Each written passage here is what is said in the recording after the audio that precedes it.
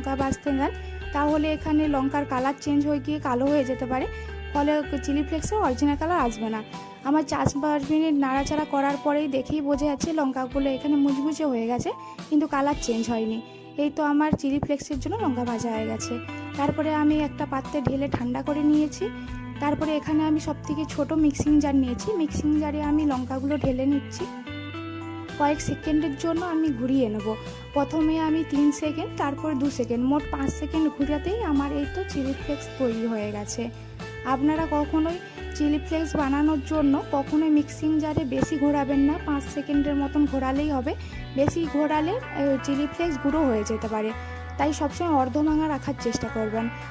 আজকে যদি আপনাদের আমার এই চিলি ফ্লেক্স বানানোর পদ্ধতিটি ভালো লেগে থাকে অবশ্যই সাবস্ক্রাইব করে পাশে থাকবেন।